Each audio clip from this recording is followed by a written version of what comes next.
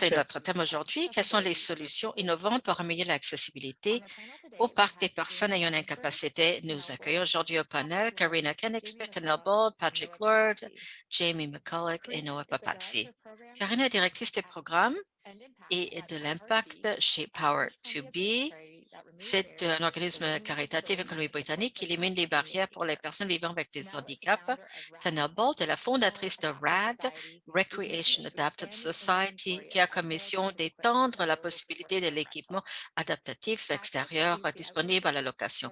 Patrick est le chef d'équipe pour le programme Outdoor Pursuits et Prospect Human Services qui offre l'accès au plein air avec des personnes ayant des handicaps en Alberta.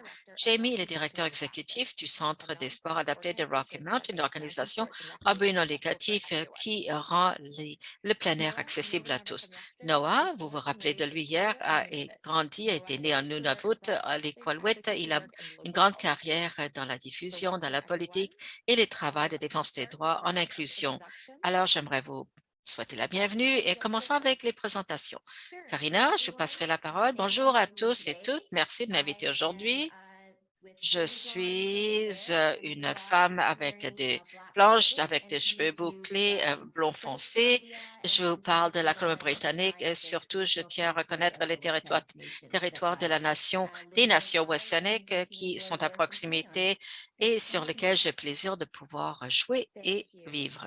Merci, Tamel. Je m'appelle Tanel, et j'ai également des cheveux blond foncé, mais pas bouclés. Je suis une femme blanche avec des yeux bleus. Je me trouve sur le même territoire que Karina. Je suis la fondatrice de RAD, Recreation Adapted Society. Et je suis très honorée de pouvoir me joindre à ce panel formidable aujourd'hui. Merci beaucoup, Patrick. Bonjour, je suis ravie d'être là. Je suis un homme blanc avec des yeux bleus, des cheveux bruns, un peu plus de gris que j'apprécierais voir, et je porte un chandail noir. Alors, je me trouve sur ce qu'on appelle le territoire de l'Alberta, les territoires ancestrales et traditionnels de bon nombre de nations, des Premières Nations, ainsi que des peuples inuits et métis. Nous voulons reconnaître ces terres et c'est un geste de réconciliation et de reconnaissance auprès de ces territoires et les peuples qu'ils ont abrités. Merci beaucoup de m'avoir invité. Jamie. Bonjour, merci. Je suis encore une fois extrêmement ravie d'être là et pouvoir me joindre à ce panel formidable. Nous sommes privilégiés de pouvoir vivre sur les territoires du traité TT7 que nous partageons avec les nations Métis et les autres nations de la région 3 de l'Alberta. Et je suis le cofondateur de Rocky Mountain Directive. Nous sommes dans les Rocheuses et nous rendons disponibles les équipements de plein air à tous. Noah, à vous. Merci à tous pour vos présentations, c'est bien apprécié. Je suis Noah Papazzi, je suis un homme aveugle, j'habite à Iqaluit, Nunavut, je suis né ici, j'ai grandi ici. Je suis défenseur des droits à temps plein suite à mon accident. Ça a été un grand défi, ça a été formidable cependant, et je suis membre de bon nombre d'organisations. Je suis également conseiller municipal et j'accueille avec plaisir la possibilité de discuter avec vous. Merci. Merci à tous. Formidable. Allons-y tout de suite alors. Commençons à parler avec des équipements adaptifs tels que l'équipement adapté, les fauteuils roulants souterrains, les chaises hippocampes, les flottaisons et audio-guides sont inestimables pour permettre l'accès à des zones qui ne seraient pas accessibles autrement. Mais la fourniture d'équipements présente beaucoup de défis comme le stockage, l'accès à l'électricité pour charger les équipements et la sécurisation des équipements personnels lors de l'utilisation des équipements. Quelles sont les façons dont les parcs peuvent surmonter ces défis, fournir avec succès des équipements adaptés à l'utiliser dans les parcs? Tenez, je sais que votre travail avec la RAD Society tente de relever ces défis. Alors, commencez, s'il vous plaît. La RAD Society a trouvé une idée brillante il y a 3 ans que nous appelons la boîte d'engrenage RAD. C'est une idée de contenant navire où on a un hub, un centre où les gens peuvent utiliser les équipements, on peut louer ces équipements pour une courte période de temps. Donc, mettre cela en œuvre dans les parcs, ça sera peut-être un petit contenant de 16 à 20 pieds. C'est accessible entièrement aux chaises roulantes. C'est donc à puissance solaire. On est hors réseau et offre toutes sortes d'appareils. Ce sont des équipements qu'on trouverait sur l'île de Vancouver. Ça serait très différent de ce qu'on utiliserait au Nunavut, mais on l'offrirait de la même façon. Actuellement, RAD est en train de lancer le premier prototype pour la Colombie-Britannique sur l'île de Vancouver avec leur ministère des Parcs et Récréations pour voir si un tel produit pourrait être appliqué partout de façon faisable. Et j'espère que toutes les personnes nous aidons toutes les personnes ayant des difficultés de mobilité. Je ne veux pas écouter. On veut également trouver, évidemment, des wayfinding, c'est-à-dire des navigations du terrain pour toute personne qui a des handicaps, peut-être un jeune enfant qui souffre d'un handicap dû à un vaccin qu'il a eu à 3 ans, jusqu'à un monsieur qui avait une opération au cerveau qui ne peut plus jouer au golf. Maintenant, il peut cependant se bouger et être soutenu par l'équipement adapté. C'est pour tous les âges entre les deux. C'est un programme que nous avons inventé il y a 3 ans et nous commençons finalement à voir une réalisation de ce programme. C'est extraordinaire. J'adore cette idée dans plus d'un seul sens. Je crois que le potentiel est immense.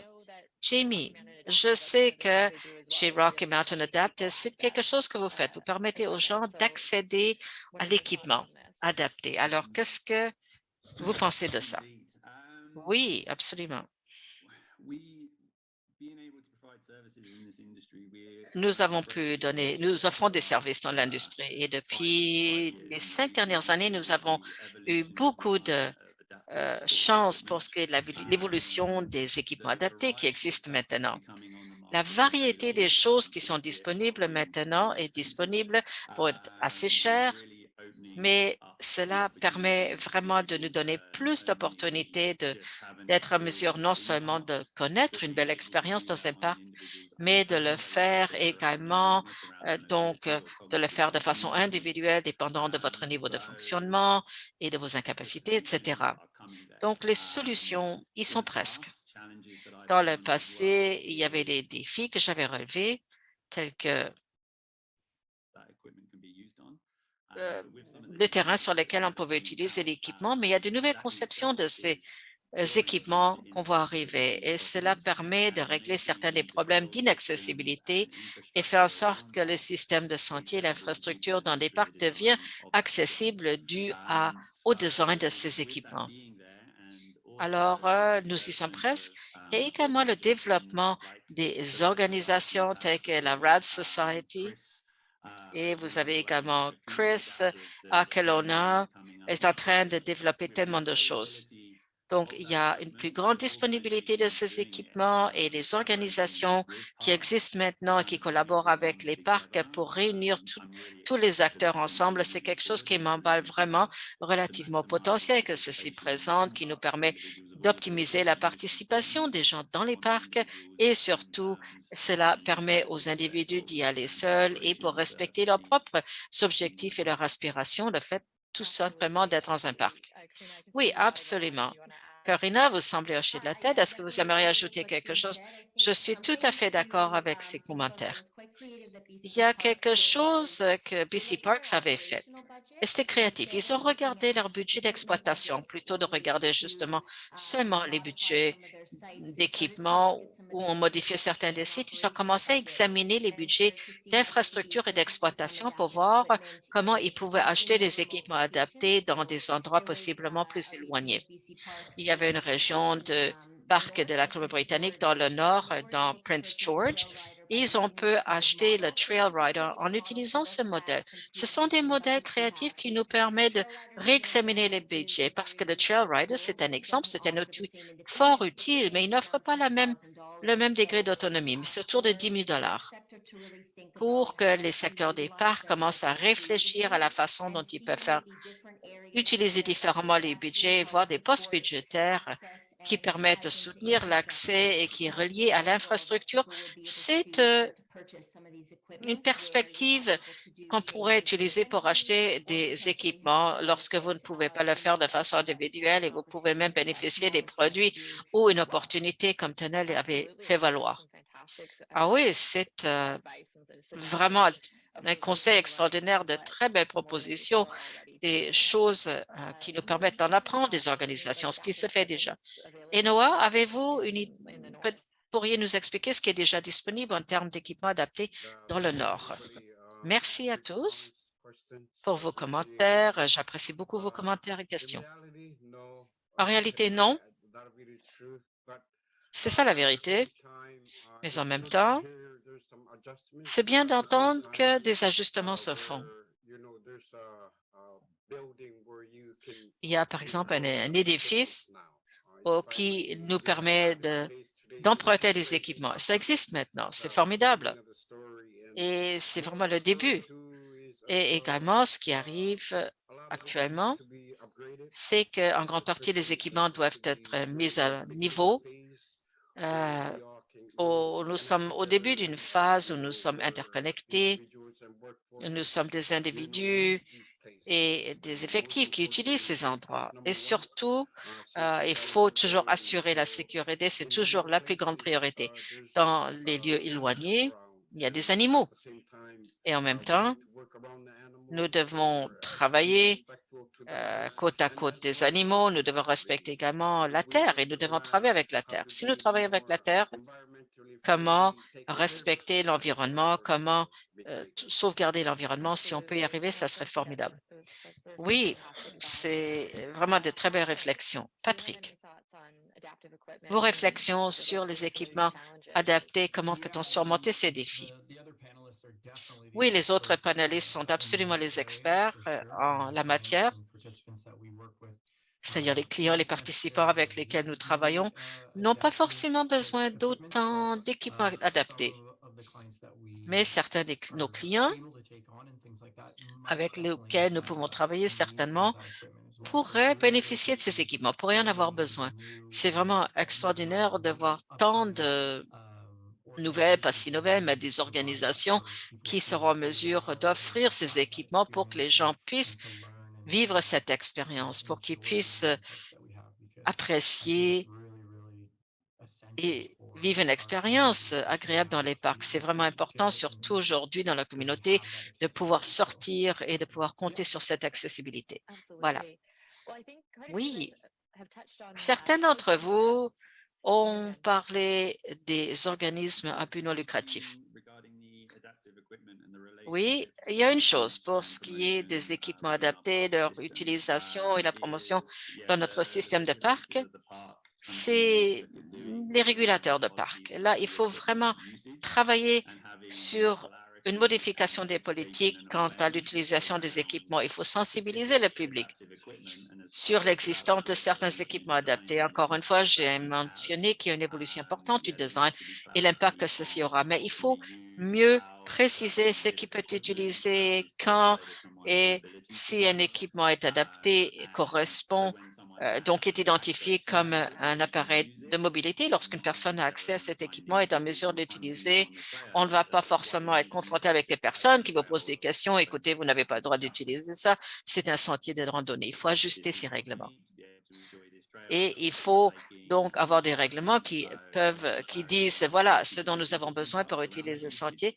Donc, il faut vraiment jouer avec les politiques et procédures, mais il faut également sensibiliser le grand public relativement à ce qui est offert. Et également, il faut aborder les aspects sociaux de la question. Oui, c'est tout à fait vrai. Et certainement, au cours des conversations hier, on en a parlé. Mais certains d'entre vous ont déjà parlé des organisations et comment les organisations jouent un rôle. Et ça m'amène à la prochaine question. Il existe déjà un certain nombre d'organisations et agences qui contribuent à rendre les activités de plein air accessibles aux personnes handicapées, grâce aux équipements, grâce à la formation, grâce également à l'aide et en ayant le bon personnel en place. Alors, quels seraient les rôles que le gouvernement et les parcs pourraient jouer dans le but d'être des partenaires plus importants pour rendre les activités des parcs plus accessibles?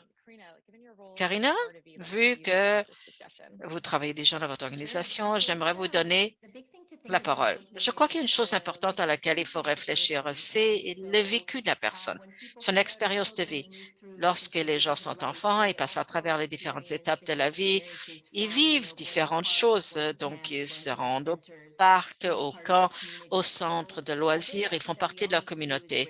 Nous devons tous faire un effort pour défaire ce silo et voir où l'alignement est possible dans nos pratiques pour aborder ces approches, ces adaptations et les attitudes. Tanel et moi avons travaillé sur la question ainsi que Jamie et moi, c'est-à-dire comment défaire cette composante de secteur. Il faut tenir compte de tous les aspects différents et il faut essayer de favoriser une collaboration qui non seulement renseigne les gens sur le côté pratique, mais également où se rendent ces gens. Nous avons une philosophie qui porte sur les gens, le lieu et la pratique. Et en cernant ces trois éléments, cela permet de créer une très belle opportunités de formation. Nous avons travaillé avec les parcs en Colombie-Britannique et Parc Canada et nous avons également travaillé avec deux autres organisations un peu non lucratives ils ont des longues pratiques de travailler avec des gens atteints d'autisme et avec d'autres personnes. Cela nous permet d'avoir une bonne attitude sur l'inclusion et 5 sur les 6 organisations ont co-créé un atelier ensemble où nous avons essayé de cibler comment cibler ces trois composantes, les gens, les lieux et les pratiques. Quels sont les éléments de formation et qu'est-ce qu'il nous faut pour faciliter les expériences optimales? Quelles sont les lacunes dans la formation? Quel est l'engrenage? Et ensuite, comment exploiter ces partenariats pour avoir accès aux équipements pour trouver un langage commun, pour modifier le langage, pour créer un langage plus inclusif, pour soutenir toutes ces populations. Et ensuite, on fait des scénarios sur mesure pour refléter des situations véritables auxquelles les parcs et les personnes handicapées donc font face ensemble. Et un autre élément qui était utile, c'était de les rencontrer par la suite pour voir comment ces séances se déroulaient pour qu'on puisse offrir un appui de coaching en temps réel pour que les personnes raffinent ces pratiques. Il s'agit de décloisonner et de voir des occasions de mettre ensemble ces pratiques, ces gens et ces équipements. Ah, quel bon travail! C'est vraiment formidable, ces programmes de formation de partenaires. Est-ce qu'il y a autre chose à ajouter? Ben, vous savez, c'est difficile de mettre une optique d'accessibilité à des plans de gestion qui ont déjà été écrits pour les 10 prochaines années. Je trouve que mes expériences dans les parcs, c'est qu'il faut planifier à très long terme. Et il y a 10 ans, on ne planifiait pas l'accessibilité. Alors, il faut tenter de s'intégrer dans les plans en cours. Il y a la question d'environnement et d'intégration aussi autochtone. Donc, nous tentons de nous intégrer sans que ça ait été vraiment fait il y a 10 ans. Le financement est un enjeu énorme pour les loisirs adaptés parce que ces endroits souvent n'ont pas l'accessibilité qu'ils devraient avoir maintenant. Donc, les gens qui souhaitent y être n'y vont pas. Et lorsqu'on va faire une demande de financement, on me pose la question, et combien de personnes utilisent ces parcs? Ils ne sont pas là en ce moment. Il faut mettre l'argent et prêcher par l'exemple et l'argent. Donc, le financement est un défi en ce moment. Et c'est bien pour moi de cocher une case, dire adaptatif, utilisateur de fauteuil roulant, mais de voir la prestation d'un programme. Et c'est exactement ce qu'on a dit, l'éducation, le changement. Donc, comme Jamie l'a dit, changer la culture, les latitudes. Et ces plans de gestion sont en cours en ce moment pour les 10 prochaines années et on ne voit pas beaucoup d'accessibilité là-dedans encore. Il faut donc trouver moyen de s'interjeter, de s'injecter là-dedans. Oui, c'est une barrière importante, en effet. Oui, je vous vois hocher de la tête. Oui, Patrick. Oui, comme les autres panélistes, on a mentionné plusieurs éléments avec lesquels on doit jongler et certainement le financement est un de ces éléments. Nous avons vraiment le bonheur de pouvoir appuyer nos clients avec l'aspect transport, certainement dans le sud de l'Alberta. Plusieurs personnes ne peuvent cependant vivre donc l'expérience de différents parcs et endroits à cause des transports même. Et si vous êtes, par exemple, à Calgary, il n'y aura pas de possibilité d'être exposé à ces parcs si on vient d'un statut socio-économique plus faible. Alors, si on peut offrir le transport à ces personnes pour arriver dans ces endroits et ensuite, lorsqu'on y arrive, de pouvoir être accompagné par des professionnels qui peuvent vous enseigner, vous aider, vous guider dans les parcs pour naviguer donc les sentiers et tout cela, ce serait essentiel. Oui, absolument. Jamie, votre organisme travaille avec les parcs provinciaux et nationaux. Y a-t-il une occasion là pour renforcer la collaboration avec les divers organismes? Oui, je dois déclarer mon conflit d'intérêt. Je suis donc le dirigeant justement d'un de ces organismes-là.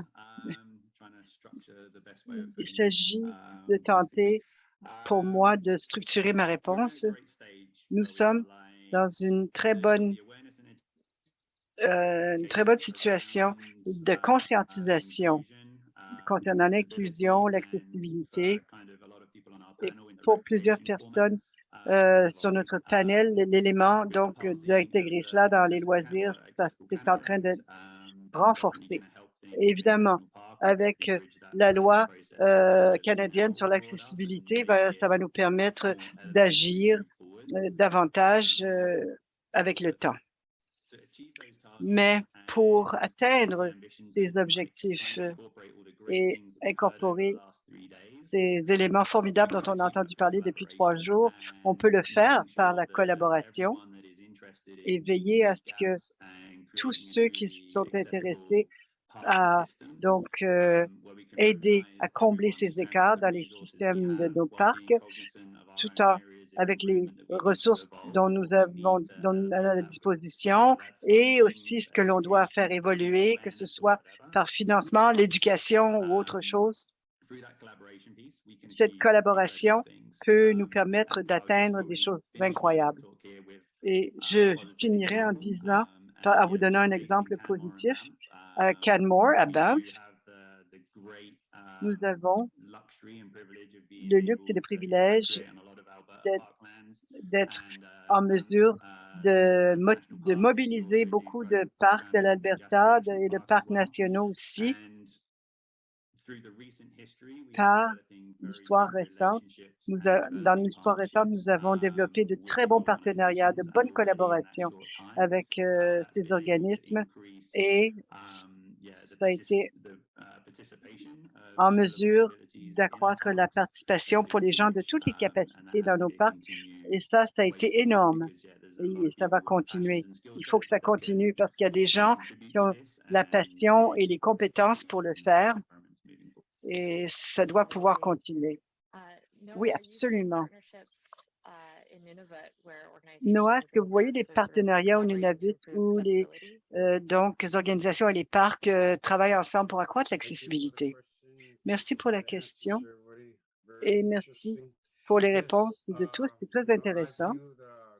Oui, je vois que c'est une bonne chose qu'il y ait de la communication et qu'on puisse en fait même se connecter par téléphone. Moi, je peux être assez en sécurité, moi, seule, si je peux communiquer avec, connecter avec les gens. Et il y a des parcs qui n'ont pas ces technologies. Il y a des gens qui n'ont pas toutes ces technologies. Il y a différentes façons d'utiliser des technologies analogiques, par exemple, d'autres types d'aide à la navigation. Moi, j'ai de la chance, mais je connaissais déjà les parcs avant d'être aveugle. Et donc, ce que je devais faire, c'est revenir en fait à mes racines. Il faut donc respecter les personnes, les individus dans les communautés, dans les petites agglomérations. Il est important pour cela de mieux communiquer. Parce que, par exemple, ici, chez nous, on utilise ce qu'on a au nord.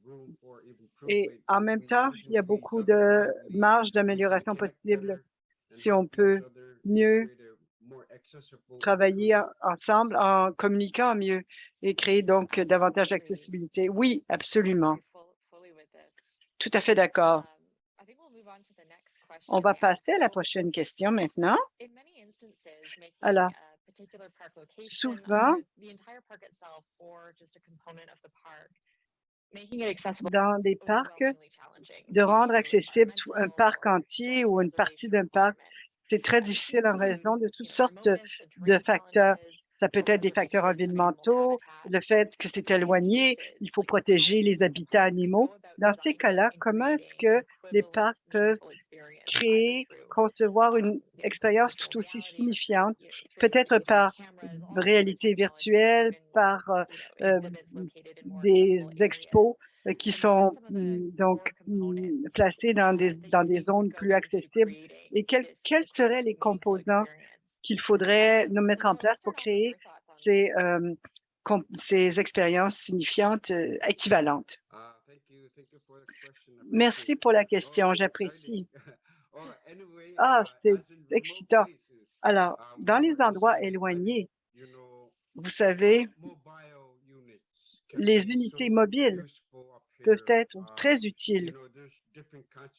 Il y a différents types de transports aujourd'hui qui peuvent être utilisés pour donc permettre l'accessibilité. Et dans des cas d'urgence aussi, il y a toutes sortes de véhicules qui peuvent être utilisés dans des parcs ou peuvent aller plus loin même de manière sécuritaire. Il y a des véhicules tout-terrain qui peuvent être utilisés et on peut donc utiliser cela pour en apprendre davantage sur l'environnement et on peut s'éduquer l'un l'autre également sur les parcs tout en respectant donc l'environnement et les langues. Et nous pouvons apprendre chemin faisant. Les défis ne doivent pas être des obstacles pour en arriver à l'inclusivité. Particulièrement, la planification. La planification est très importante. Peut-être pas sur 1 an, mais sur 10, sur 20 ans. Merci. Oui, des points excellents. Patrick, est-ce que vous avez des idées sur ces expériences donc signifiantes, équivalentes? Noah a soulevé un très bon point d'inclure l'information dans ces zones, que ce soit une zone historique ou de préservation de la faune, afin que plus de gens soient au courant du fait de la raison de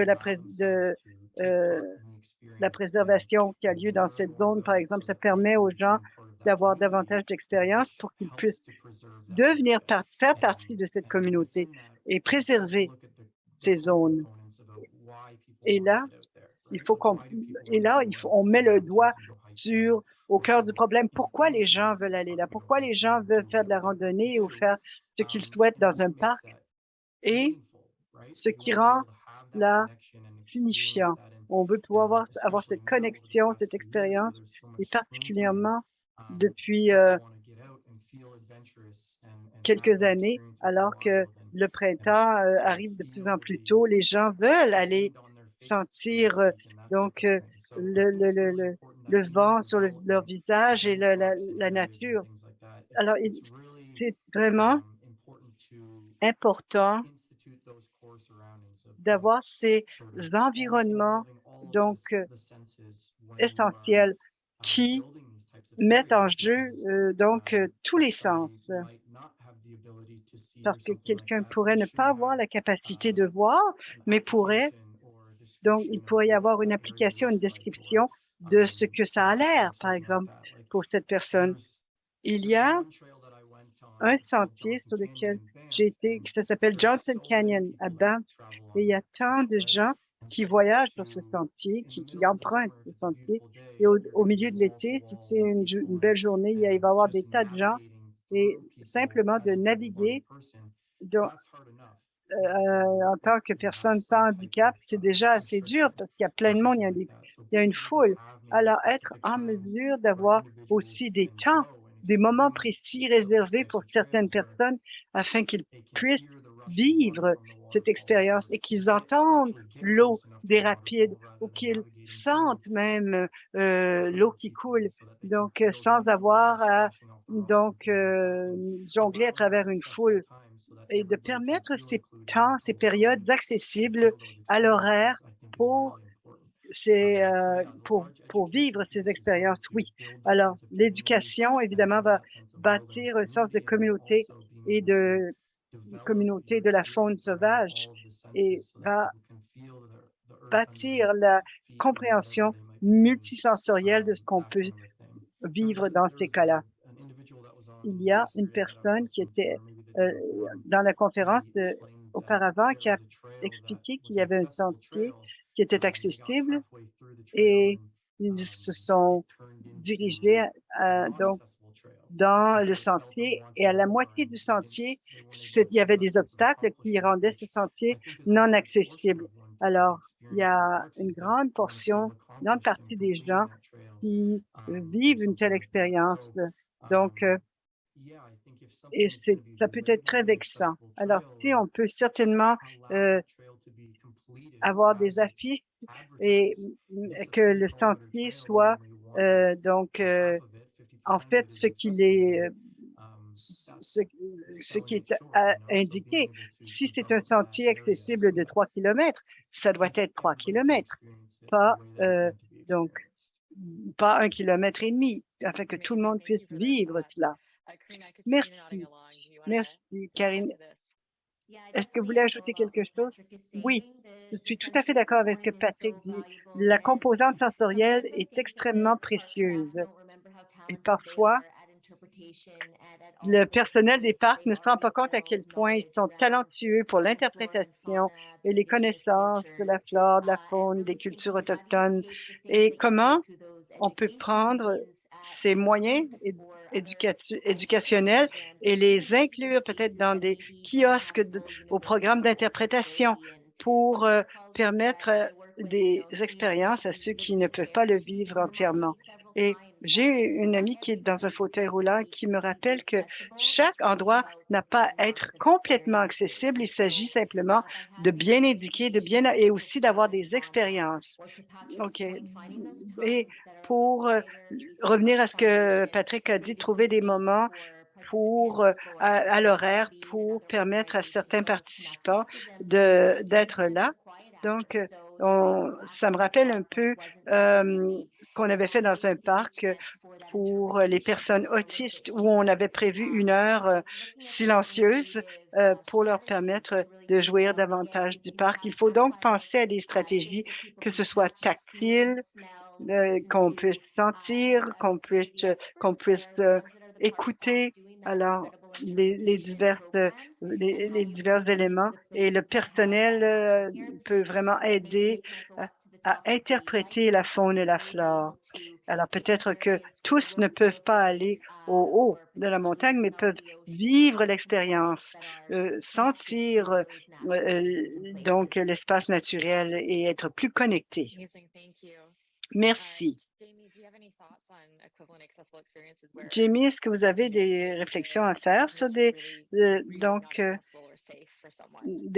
expériences équivalentes accessibles?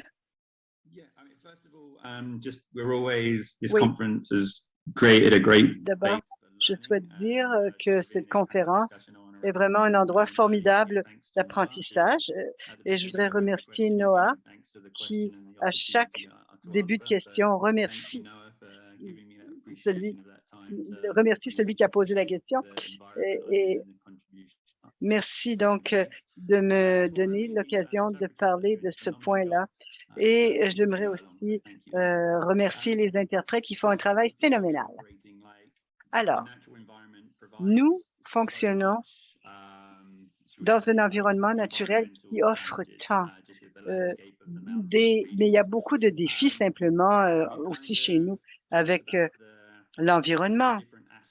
Et on a parlé des différents aspects, des solutions qui pourraient être mises de l'avant, même lorsque les environnements sont plus difficiles. L'accès, par exemple, à des vues, à des points de vue panoramiques plus élevés, etc. Il faut pouvoir faire un audit de cela et conscientiser correctement ce qu'on peut faire pour rendre cela plus accessible peut-être à ceux qui n'ont pas toutes les capacités. Et c'est toujours cependant dans un point de vue optimiste que je vous parle. Mes expériences donc sur le terrain vraiment m'ont montré que nos capacités en tant qu'humains, c'est limité simplement par notre créativité, la limite de notre créativité. Par exemple, la façon dont on a traité la pandémie, on a trouvé des solutions chemin faisant. Et ceux qui travaillent dans les parcs sont beaucoup plus nombreux que ceux qui font partie de ce panel. Et le plus on travaille avec d'autres pour engager les entreprises sociales, engager la collaboration, pour essayer de nous aider à combler l'écart et trouver des solutions. Oui, il y a vraiment beaucoup ici à analyser, des solutions qui seraient applicables dans les parcs en prenant donc la chose de manière créative. Alors, Patrick, qu'en pensez-vous? Oui, je voulais simplement ajouter que Jamie, je connais votre organisation et je ne sais pas qui d'autre en sait, mais ils font un très bon travail pour veiller à ce qu'il n'y ait pas de montagnes ou de zones qui soient trop élevées. Ils travaillent de manière intelligente pour permettre le maximum d'accès. Alors, c'est formidable ce qui est fait donc par Jamie et les autres panélistes du côté en fait physique de la chose même. C'est vraiment excellent.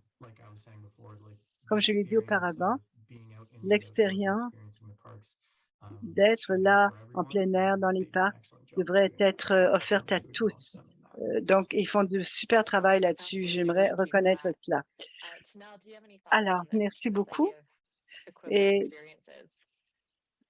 Tanel, est-ce que vous avez des points de vue là-dessus?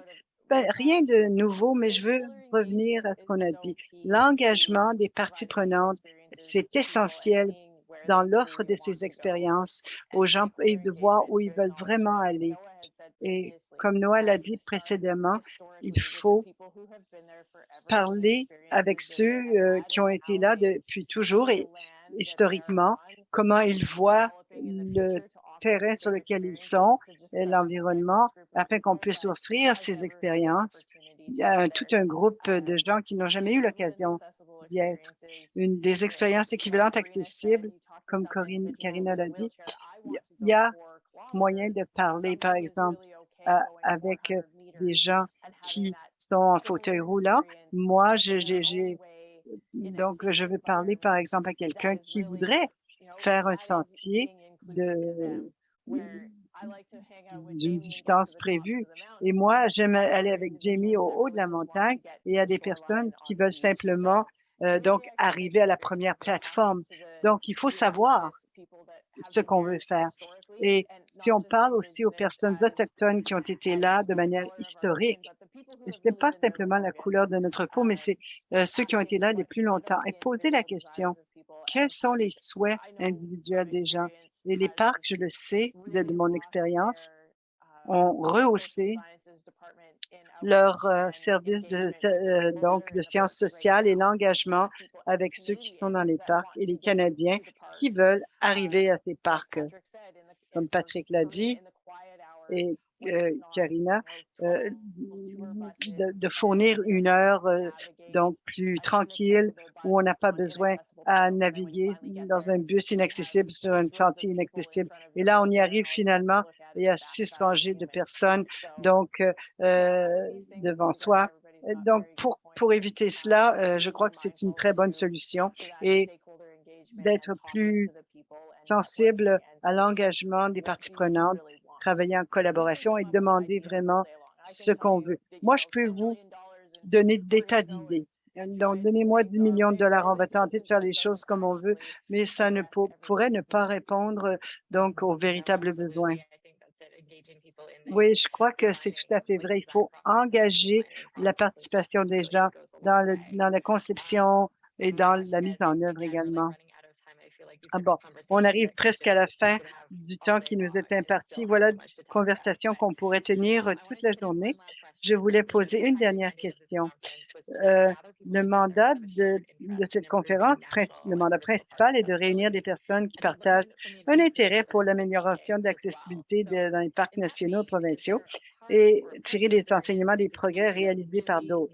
Dans cette veine, y a-t-il une expérience d'un parc qui a vraiment donc réussi à améliorer l'accessibilité, que ce soit des ressources accessibles fantastiques, un système de location d'équipement ou d'un santé multisensoriel extraordinaire.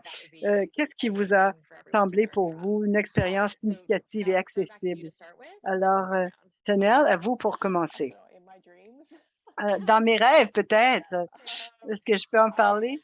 Alors, non, je dirais, donc, le trail rider, là, Jamie Kenmore, sont, euh, c'est lui qui offre le plus d'indépendance dans l'accès des endroits où je voulais aller après mon accident.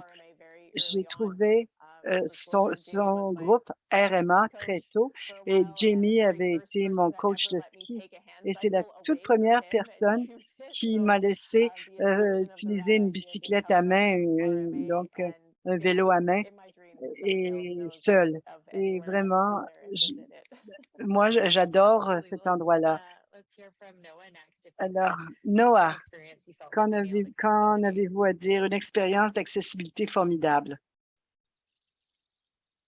Sorry, what I experienced here now than before. In reality, Alors, en réalité, I've been to the west, moi, j'étais dans Calgary, l'Ouest, Alberta, Calgary, those Alberta. area. Again, I J- really enjoyed the J'ai accessibility beaucoup information aimé challenges as well, l'accessibilité being et les on my own. défis d'être And seul, de really pouvoir être seul here aussi. has created Et a positive impact for everybody, not je just crois for que I. ça a It's créé good un to learn impact from each other. positif pour tout le We have monde, a pas seulement positive, pour we moi. think the C'est better. bon d'apprendre l'un de l'autre. Et It's good to connect with Rocky Mountain. Et The more the c'est better. The formidable de further you connecter go, avec the more la you RMA de engage, the Rocky better. Mountain I think the Adaptive. challenge is Alors, c'est formidable how we can educate each other. So it's de great. pouvoir And more s'éduquer l'un importantly, l'autre. to work with educators such as young users, Et il faut youth, travailler avec des challenges, éducateurs, as des well jeunes as adults. utilisateurs So thank you et so much. I really également. appreciate it. Alors, merci beaucoup, Thank you, j'apprécie Noah. énormément. Merci, Noah. Jamie, yeah. Jamie, encore une fois, si on regarde l'interprétation de cela de manière optimiste, j'aimerais pouvoir répondre à cette question, même à la même conférence l'an prochain, car on pourra voir comment les applications que l'on a mises en œuvre et les apprentissages, les enseignements qu'une conférence comme celle-ci nous donne. Je pourrais vous donner des exemples de petits éléments de divers parcs. Donc, moi, je me rappelle d'avoir une vacance familiale. Donc, sur l'île de Vancouver, il y avait un parc là qui était donc un sentier bien compact en gravier avec une plage formidable. Et j'ai été à la toilette. Là, les options étaient entières et complètes. Donc, c'était vraiment une conception universelle. Et c'était une toilette extérieure. Et je me suis dit, c'est extraordinaire. Alors, c'est pas qu'à moi qu'on pense, c'est à tout le monde. Et ça, c'était fantastique. Et je dois féliciter les parcs Alberta et leur investissement dans ce domaine. Dans l'un des parcs provinciaux, il y a un centre qui offre des accommodements entièrement accessibles dans un environnement phonique absolument extraordinaire. Alors, c'est bien de voir qu'il y a des bonnes choses qui se font. Karina, moi, je ferai écho à l'exemple de Jamie. Les parcs de Colombie-Britannique ont aussi fait du travail formidable sur l'île de Vancouver, vers Victoria et Parksville, et il y a eu donc beaucoup d'éléments d'accessibilité qui ont été intégrés. Et il y a un autre exemple, un exemple différent. La Fondation des parcs de Colombie-Britannique a travaillé avec les Chiquamiques et dans une terre ancestrale, et on a réalisé un sentier historique.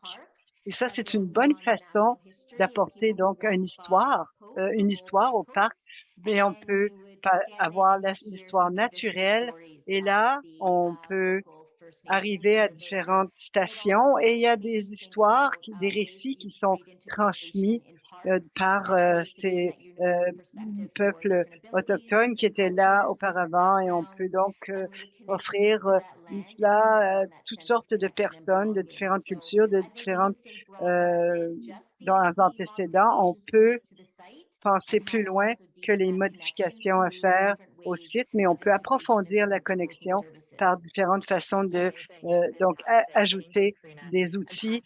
Et Patrick, est-ce que vous avez des exemples? William Watson Lodge scenario, Jamie l'a bien dit. Avec son scénario de la William Watson Lodge, ils ont fait un excellent travail pour permettre à tous de participer à cette installation, et même à notre organisation, nous en avons appris. Nous avons facilité des randonnées, etc. Mais j'ajouterais ceci. Dans notre organisation, nous essayons de développer des compétences pour l'emploi, et on le fait par le biais de bénévoles.